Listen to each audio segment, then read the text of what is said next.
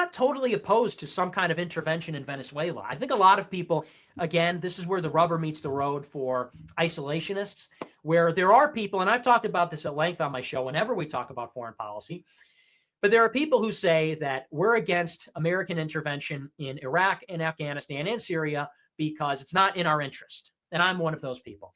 But then you've also got another camp who it seems like they're the same. You might be forgiven if you're confused that these camps are the same or there's no distinction. We've got a lot of people in the same circles who say, I'm opposed to what's happening in the Middle East because it's violating their national sovereignty. And I am principally opposed to American empire, to American intervention abroad. I am ideologically against that happening under any circumstance. And it's not always articulated in that nuanced way, but those are really, that's where the anti-war camp diverges, in my opinion. I am not against the war in Iraq, the war in Afghanistan, because I'm against war, because I'm against America acting unilaterally in our interest abroad, even when it might be a faraway country. I'm against it because we have no business there. It's not in our interest to do that. If it were in our interest to do that, I would have no problem. I would say go harder. I would say stay there forever if it were in our interest, but it isn't. The other camp says, under no circumstances should we be involved in there anyway. It's their country, and if anybody's going to intervene, it's regional players. It's players like Russia, who are much, much closer to the Middle East. It's players like North Africa or China or Turkey, but we have no business there. I'm firmly in the former camp. And so when I look at Venezuela, and when you look at Venezuela, you'll find that there are a lot of people who are saying they're in support of Maduro. Anybody who the American empire is against, they support. They support Kim Jong-un. They support Putin. They support Rouhani in Iran. They support Assad. They support Maduro. They'll support anybody because they are ideologically opposed to so-called American imperialism, American intervention, and that's fundamentally a left-wing premise. I'm not of that camp. I think that an intervention in Venezuela is well within our interest, and it's as simple as the Monroe Doctrine. The Western Hemisphere belongs to America. America is an empire. America has to act like an empire sometimes, and that might be changing. We might be transitioning out of that, but we should not be quick to jump to these far-reaching ideological conclusions about just sending everybody home, closing all our military bases, taking all our troops here and putting them on the border. Now, a lot of that, I think there's some overlap with us, but to an extent, this hemisphere is important to us. America's strength comes from, to a large extent, the global economy, to the local economy. And so what happens in a lot of these countries affects us. Now, does that warrant America invading Venezuela and occupying Venezuela? Of course not.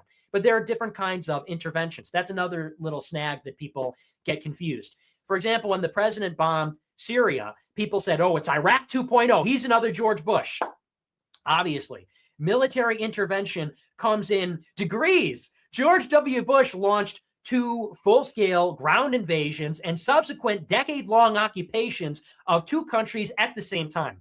That's a far cry from 50 Minutemen missiles launched from a boat in the Eastern Mediterranean that didn't even kill anybody. Of course, there is a difference. Of course, there is a gradient. Of course, these things come in degrees. And so a lot of people that were saying, if you support any kind of kinetic, meaning explosions, meaning military intervention in the Middle East, you're a neocon. You're a neocon like George W. Bush. It fundamentally misses the premise because a person like George W. Bush is ideologically committed to transforming the Middle East in pursuit of liberal goals, in pursuit of democracy and free speech. And they want to reshape the world, create a new world order based on American values. That is different from President Trump, who, for very practical, direct considerations, wanted to do a small intervention using missiles in Syria. Those are very different things. And so when we look at Venezuela, my take is, I'm generally non-interventionist, but I see here is a place where a little bit of American intervention can produce a good thing for American interest. We're not in favor of a ground war, anything excessive, but again, you look at proportionality.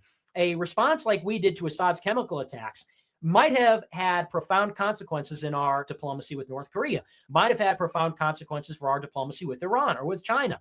50 missiles and no casualties is a small price to pay for far-reaching consequences in our interest. It's about proportionality, whereas the reverse was true with these ground wars.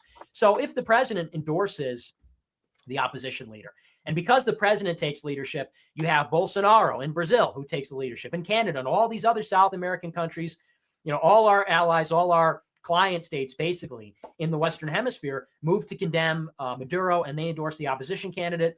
And maybe this is what it takes. to tip it in favor of the opposition, or maybe, there's some kind of military action also. Maybe there's airstrikes or whatever. If that could yield a government which is pro-Western, which is in favor of America, and then there, outside of Cuba and Bolivia, is no base of operations for our enemies in the Western Hemisphere, that's ultimately a good thing. And so there you have Nick Fuentes in 2019 giving his take on what America should do over Venezuela and Latin America. And I agree with what he said. I think we are trapped in this false binary where people think you're either an isolationist or a neocon. And like Nick said, there are different degrees to intervention. He gave the example of Syria. And I remember at the time when Trump bombed Syria, people were saying, oh, no, this is him backtracking on his campaign promises. He's going to get us into another endless war. Same with what's his name, Soleimani in Iran, where he assassinated him. People said, this is World War III. We're going to get in a war with Iran. And now they're saying the same thing with Venezuela. And I agree, this could go south in Venezuela. We still have to kind of give it time. But this falls under the Monroe Doctrine. So I think there's actually a reason for us to be interfering down there, unlike the Middle East. And, I just want to point something out. You always have these liberals giving reference to World War II. Everything's Hitler. Everything's World War II. That's the only filter that they have when it comes to current events. And you have a similar problem with libertarians, where their only historical reference is the Iraq War and George Bush. So neither liberals nor libertarians have any historical references that are pre-1940. It's always just World War II or the Iraq War. Liberals are stuck in the 1940s and libertarians are stuck in 2003. And another reason that it's different today than it was 20 years ago is 20 years ago, we were still in a unipolar world. Now we are in a multipolar world. And when we transition from a unipolar world to a multipolar world, you have to adapt as a nation. You have to change your foreign policy. So you can't just keep doing the same things that you were doing as a nation when you have other superpowers competing now, especially when they're competing in your backyard. So the Monroe Doctrine was created for this exact reason, to stop encroachment of other nations. It started with Europe, but it applies with other nations. Now Europe isn't as powerful as they used to be, but China and Russia are. And if we didn't allow Europe to encroach into Latin America, why should we allow China to do the same? All the people who are complaining about this possibly turning into Iraq 2.0, let me remind these people that in 2008, Venezuela joined the Belt and Road Initiative. Maduro was the president at the time, and Maduro went to Beijing and signed on to it. And there are multiple other Latin American countries that have signed on with China to the Belt and Road Initiative. So where were all these people complaining about, who are complaining now about American imperialism and encroaching onto the sovereign nation of Venezuela? Where were they when China was using their power to pressure Venezuela into doing what they wanted? You didn't hear a peep from these critics today, like the libertarians or liberals, or even some people on the right, when they were pushing their interest in the region. All but when America puts their interest first within this region, all of a sudden, now it's a problem. All of a sudden, now they're all over Twitter and podcasts complaining about how we're acting like imperialists. But when China did it, you didn't hear anything out of it.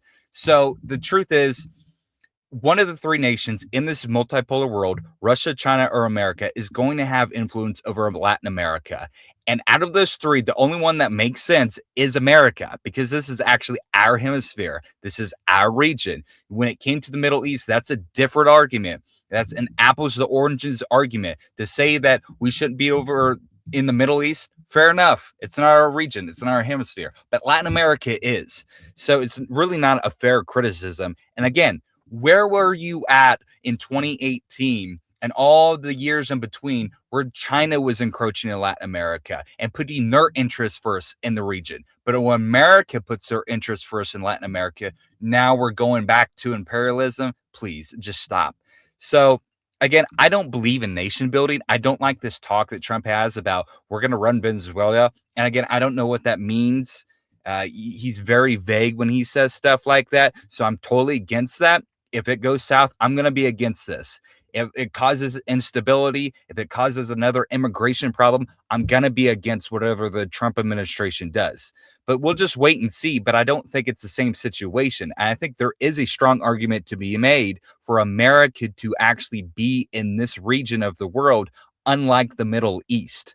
So I'll leave some links down below in the description. If you guys are interested in reading about China's expansion in the region, there's some good articles I read on it, and I'll leave those in the description if you'd like to check them out. But yeah, pretty much, the people who are complaining about America interfering in Venezuela, they have what Scott Adams would call a half opinion, where they leave out the other half of the story. That other half being that China is using their power to influence the region. But anyways, guys, let me know your thoughts in the comments below. Do you agree, disagree? What are your thoughts over this situation? But I think that'll do it for this video, and I'll see you in the next one.